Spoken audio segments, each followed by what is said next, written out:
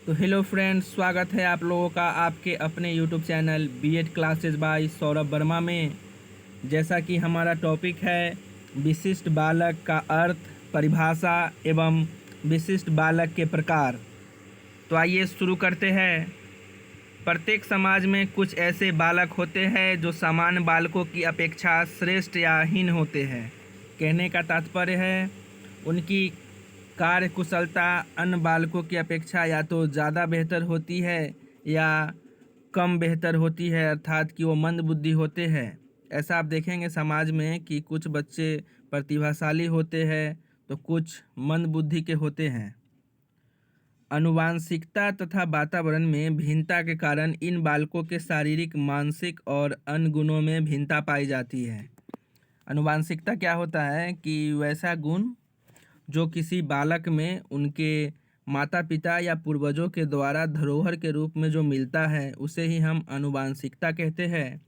तथा वातावरण, बालक जिस समाज में बड़ा होता है और जो उसके आसपास का जो परिवेश होता है जिसमें कई प्रकार के लोग रहते हैं उसे ही हम वातावरण कहते हैं। आप देखेंगे कि इंग्लैंड में किसी बच्चे का जन्म हुआ है तो वो बच्चे से ही वो हेलो हाय करते रहता है, तो उसका इंग्लिश अन्य बच्चों की अपेक्षा अच्छा रहती है क्योंकि इंग्लैंड में उस प्रकार का वातावरण बना हुआ है। और जस्ट एग्जांपल हम अपने इलाके का देख ले तो यहाँ के बच्चों का इंग्लिश अच्छा नहीं होता है। यहाँ बच्चों को शुरू से ही हिंदी बोलने की आदत होती है। तो कहने का मतलब है कि आनुवांशिकता तथा वातावरण में भिन्नता के कारण इन बालकों के शारीरिक, मानसिक और अन्य गुणों में भिन्नता पाई जाती है।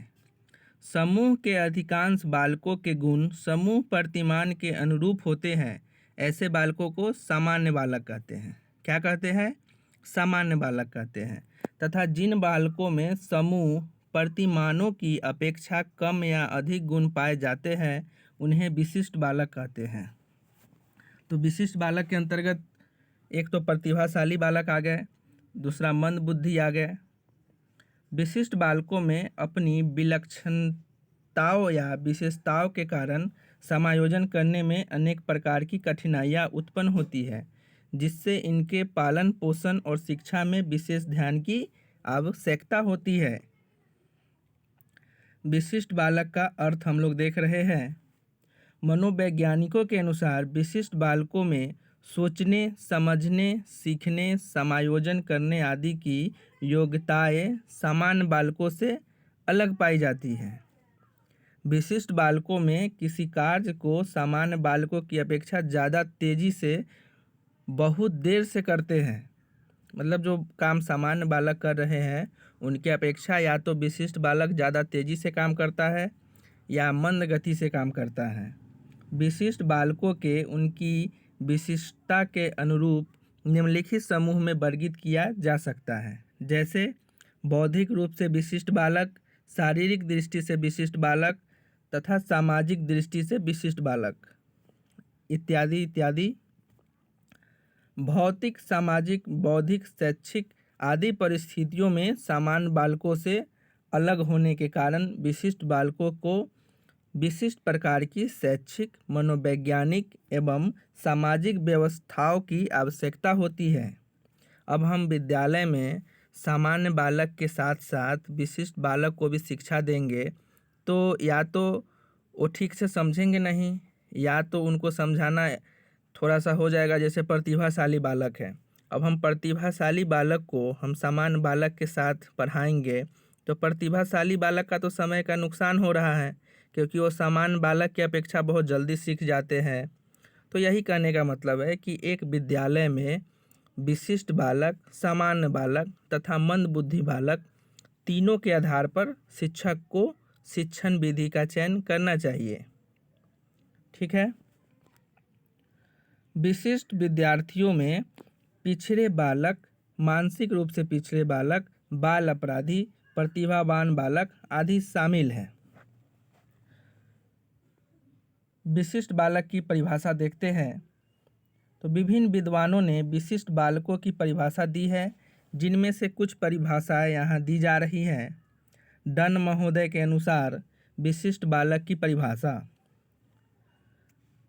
डन के अनुसार विशिष्ट बालक वह है जो बौद्धिक, शारीरिक, सामाजिक अथवा मनोवैज्ञानिक विशेषताओं में इतना भिन्न है कि बहुसंख्यक बालकों के विकास के लिए बनाई गई कार्य प्रणाली उनको सर्वांगीण विकास के अवसर उपलब्ध नहीं करा पाती है और ऐसे बालकों के लिए उनकी योग्यताओं के अनुरूप उपलब्धि प्राप्त कर सकने के लिए वे विशेष शिक्षण अथवा कुछ स्थितियों में विशेष सहायक सेवाएं अथवा दोनों की आवश्यकता होती है।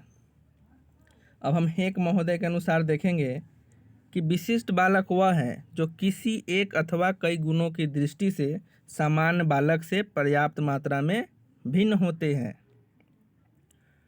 कुक सैंक के अनुसार विशिष्ट बालक वह है जो बौद्धिक, शारीरिक, सामाजिक अथवा संवेगात्मक दृष्टि से सामान्य समझी जाने वाली बुद्धि तथा विकास से इतना भिन्न है कि वह नियमित विद्यालय कार्यक्रम से पूर्ण लाभ नहीं उठा सकता है तथा विशिष्ट कक्षा अथवा पूरक शिक्षण व सेवा चाहता है।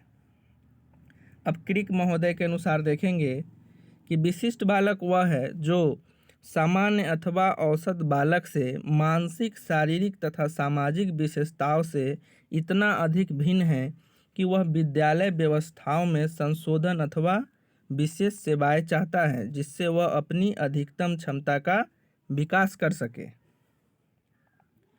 अब हम विशिष्ट बालक के प्रकार को देखेंगे।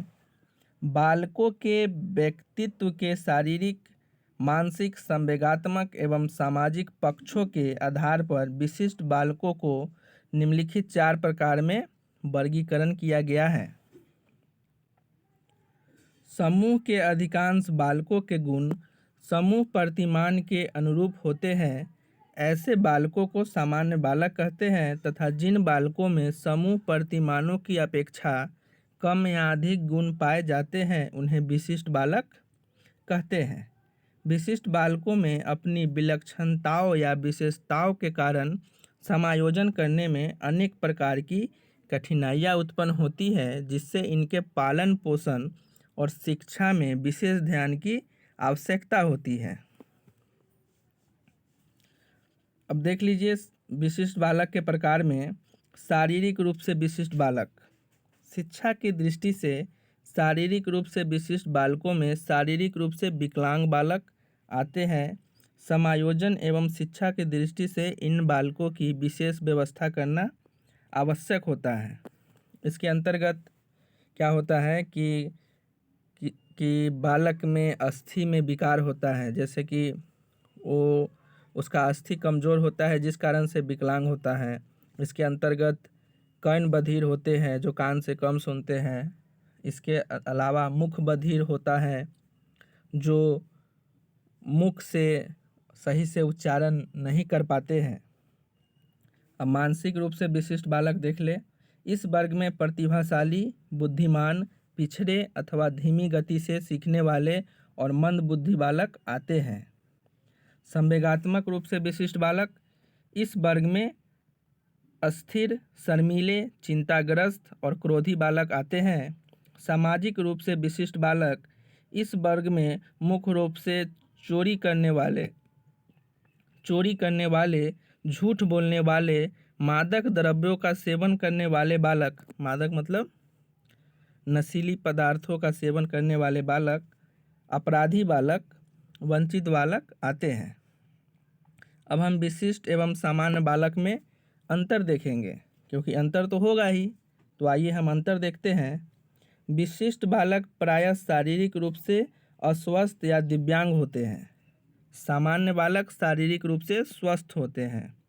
ये बालक मानसिक बीमारियों से जल्दी ग्रसित हो जाते हैं और सामान्य बालक शारीरिक रूप से स्वस्थ होने के कारण मानसिक बीमारियों से जल्दी ग्रसित नहीं होते हैं। विशिष्ट बालक समाज एवं विद्यालय के साथ सही से समायोजन नहीं कर पाते हैं। सामान्य बालक समाज एवं विद्यालय के साथ सही से समायोजन कर पाते हैं। विशिष्ट बालकों का संवेगों पर प्रायः नियंत्रण नहीं होता है, जिसके कारण उनमें प्रेम, घृणा, आनंद, क्रोध का सही ढंग से प्रदर्शन नहीं कर पाते हैं। सामान्य बालकों का अपने संवेगों पर नियंत्रण रखने में सफल होते हैं। विशिष्ट बालकों की बुद्धि लब्धि प्रायः 90 से कम होते हैं। सामान्य बालकों की बुद्धि लब्धि 90 से 110 के बीच होती है। विशिष्ट बालक प्रायः अंतर्मुखी होते हैं। सामान्य बालक प्रायः उभयमुखी होते हैं। अब हम देखेंगे विशिष्ट बालकों की शिक्षा में परिवार का क्या योगदान है। परिवार कैसे विशिष्ट बालकों की शिक्षा में अपना योगदान दे सकते हैं, आइए उस पर चर्चा करते हैं। वास्तव में माता पिता बालकों के खुशहाल जीवन एवं सफलता के संरक्षक होते हैं। माता पिता बालकों की शिक्षा में, विशेष रूप से असमर्थी बालकों की शिक्षा में महत्वपूर्ण भूमिका निभाते हैं। शिक्षकों को भी माता पिता की ओर से प्रेरणा तथा पुनर्बल की सदैव अपेक्षा रहती है। पुनर्बल का मतलब हुआ प्रोत्साहन। एक अच्छा शिक्षक तथा विद्यालय माता पिता के साथ निरंतर संपर्क में बने रहते हैं। विद्यालय द्वारा बालक के शिक्षा संबंधी कार्यक्रमों को सुविधाजनक ढंग से चलाने में सहायता हेतु निम्नलिखित बिंदुओं पर ध्यान देना आवश्यक होता है। पहला, माता पिता का समावेशन के अर्थों से परिचित होना।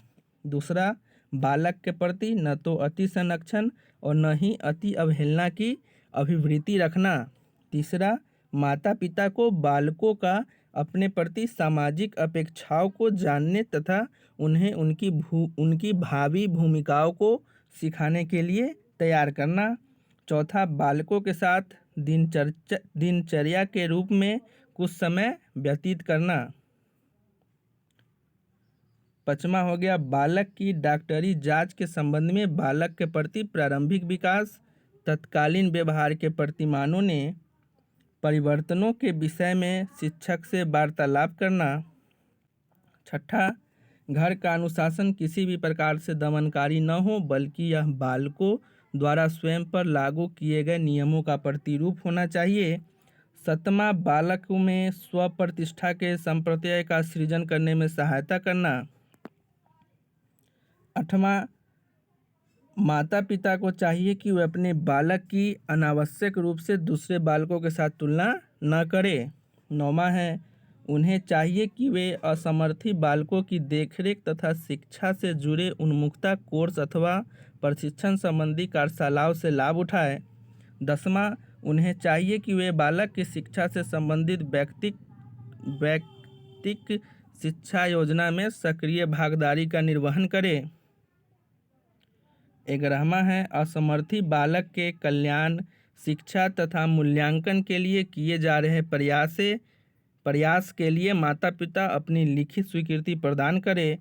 और अंतिम है, उन्हें चाहिए कि वे विद्यालय में होने वाली समितियों, बैठकों तथा सम्मेलनों में सजीव एवं सक्रिय भागीदारी निभाएं।